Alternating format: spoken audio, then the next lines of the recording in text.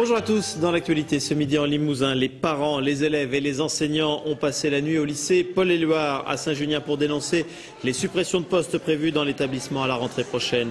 Ils menacent de poursuivre leur action pendant plusieurs jours et dans d'autres établissements aussi la colère monte, comme au collège d'Ambazac ou encore au collège d'Onzelot à Limoges. La colère monte dans les collèges et les lycées de l'académie alors que les chefs d'établissement viennent de recevoir du rectorat le détail des suppressions de postes prévues à la rentrée prochaine. La mobilisation des enseignants et des parents d'élèves se renforce. Cette nuit, le lycée Paul-Éluard à Saint-Junien a été occupé par les parents, les élèves et les enseignants et ils envisagent d'y rester plusieurs jours si nécessaire. Cécile Descubes, José Souza. C'est la première fois que le lycée connaît un tel événement. Si les internes sont bien dans leur dortoir, une soixantaine de personnes, parents, élèves externes et quelques enseignants, ont décidé eux aussi de passer la nuit ici. Et si on les écoute, ça va durer. Pour l'instant, on est parti pour une semaine, plus s'il y a besoin. On a jusqu'aux vacances. Si après les vacances, le recteur ne décide rien, on continuera. Plus de 150 personnes réunies hier soir avant le repas. Casse-croûte sur place, des élus se sont invités, ils sont solidaires.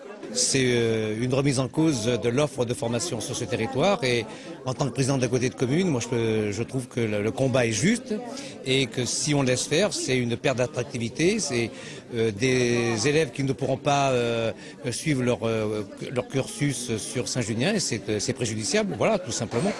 Opération sac de couchage, un petit air de camping qui ne déplaît pas aux élèves, mais attention, on n'est pas en vacances. Si les élèves ont prévu des actions ponctuelles à l'extérieur, les cours ont bel et bien lieu. Et les parents font les comptes, 2 sections supprimées, plus d'autres contingentées. La limitation du nombre d'élèves en seconde, 175, alors qu'on sait d'ores et déjà que 190 sont attendus, 190 c'est le potentiel. Plus la création du pôle Espoir Hand qui va également faire qu'il y aura plus d'élèves en seconde. Donc déjà on sait que les secondes ne logeront pas. Et même chose pour les premières, un contingentement à 175. Lundi prochain, les élus devront se prononcer sur la dotation globale horaire pour le lycée lors d'une assemblée générale extraordinaire. Et cet après-midi, le sous-préfet de Rochechouart recevra une délégation de Paul-Éluard. Et puis l'enseignement professionnel est également touché. Le syndicat national unitaire de l'enseignement professionnel FSU tenait ce matin son congrès académique à Limoges, au lycée Jean Monnet. L'occasion de dénoncer les suppressions de sections également prévues à la rentrée prochaine, la dégradation des conditions de travail des enseignants et puis la baisse de leur pouvoir d'achat. Très éclairé. Autre contestation, celle qui touche l'éducation nationale. Nous vous en parlions dès hier soir dans de nombreux collèges et lycées de notre région. Parents d'élèves et enseignants mènent des actions pour dénoncer les suppressions de postes. Ainsi, le lycée Paul-Éluard de Saint-Junien a été occupé toute la nuit dernière. L'établissement s'est transformé en camping improvisé. Reportage Cécile Descubes et José Souza. C'est la première fois que le lycée connaît un tel événement. Si les internes sont bien dans leur dortoir, une soixantaine de personnes, parents, élèves externes et quelques enseignants, ont décidé eux aussi de passer la nuit ici. Et si on les écoute, ça va durer. Pour l'instant, on est parti pour une semaine, plus s'il y a besoin. On a jusqu'aux vacances. Si après les vacances, le recteur ne décide rien, on continuera. Plus de 150 personnes réunies hier soir avant le repas, casse-croûte sur place, des élus se sont invités, ils sont solidaires.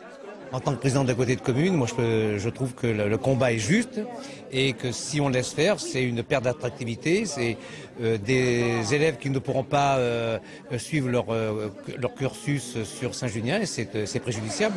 Opération camping, mais attention, on n'est pas en vacances. Si les élèves ont prévu des actions ponctuelles à l'extérieur, les cours ont bien lieu et les parents font les comptes, 2 sections supprimées plus d'autres contingentées.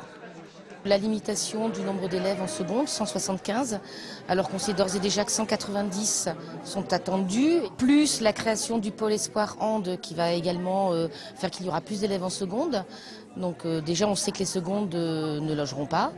Et même chose pour les premières, un contingentement à 175. Cet après-midi à Rochechouart, le sous-préfet, l'inspecteur d'académie et le cabinet du recteur ont reçu une délégation. La seule avancée concerne les secondes. Si les 190 élèves annoncés s'avèrent une prévision juste, le rectorat ouvrira une seconde de plus, mais c'est en juin qu'on décidera. Le recteur est à Paris et pour le reste ici, on attend des réponses. Alors ce soir encore, sac de couchage. La colère des parents d'élèves ne faiblit pas dans plusieurs établissements scolaires de la région. Ce matin, il n'y a pas eu cours, par exemple, au collège d'Ambazac. Une soixantaine d'élèves seulement étaient présents sur les 700 que compte l'établissement. Après cette opération collège mort, les parents d'élèves appellent à manifester demain à 10h30 devant le rectorat dans le cadre de la journée nationale d'action. Autre mobilisation contre les suppressions de postes prévues à la rentrée prochaine. La poursuite de l'occupation du lycée Paul-Éluard à Saint-Junien. Une journée collège mort également hier au collège Voltaire d'Ussel et puis des débrayages d'enseignants au lycée Edmond Perrier de Tulle. Vous pouvez poster directement sur notre site internet, notre web TV ici.france3.fr toutes vos vidéos sur ces actions donc dans le cadre des protestations contre les suppressions de postes. Depuis lundi, la colère des parents d'élèves ne faiblit pas dans plusieurs établissements scolaires. Ce matin, par exemple, une nouvelle fois, il n'y a pas eu cours au collège d'Ambazac. Une soixantaine d'élèves seulement étaient présents sur les 700 que compte l'établissement. Des parents qui appellent à manifester demain à 10h30 devant le rectorat dans le cadre de la journée d'action nationale lancée par la FSU, Sud et la CGT contre les suppressions de postes dans l'éducation nationale. Des perturbations importantes dans les écoles sont donc à prévoir. D'autres mobilisations ont eu lieu aujourd'hui à Ussel, à Saint-Junien, à Tulle, en Creuse. C'est à Guéret que s'est déroulé un rassemblement. Reportage Sophie Tardy et Karl Constable. Ils étaient une petite centaine devant les grilles de la préfecture cet après-midi à Guéret. Parmi eux des enseignants et des personnels administratifs, mais aussi quelques parents qui avaient répondu présents à l'appel des syndicats. Je suis là aujourd'hui parce que l'école dont ma fille fait partie, des postes de VS, d'agents de vie scolaire en fait, ont été supprimés. Et donc en fait c'est vraiment préjudiciable par rapport aux enfants qui en ont besoin puisqu'elles aidaient en fait les enfants qui n'arrivaient pas bien à suivre. Et c'est vraiment dommage parce que c'est une école où il y a de plus en plus d'enfants. Une classe a été ouverte l'année dernière, donc on n'est pas en perdition d'élèves. Au cœur des revendications, les absences non remplacées. Elles seraient de plus en plus nombreuses d'après les manifestants. Quand un enseignant tombe malade, il faut donc se débrouiller avec les moyens du bord en répartissant les élèves dans les classes des collègues. Là, il y avait des enfants de 3 ans qui étaient avec des CM1, CM2. Donc les CM1, CM2 n'ont pas pu bosser. Les enfants de 3 ans n'ont pas pu travailler. Personne ne peut travailler dans ces cas-là.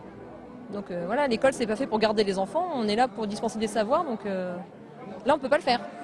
480 nouveaux élèves devraient arriver à la rentrée prochaine dans l'académie.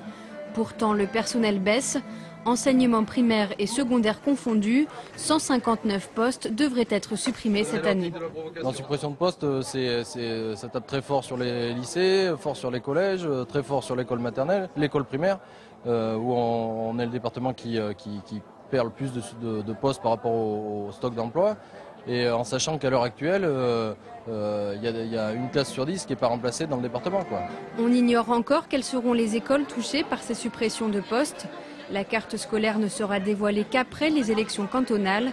Déjà, les syndicats envisagent de nouvelles journées de mobilisation.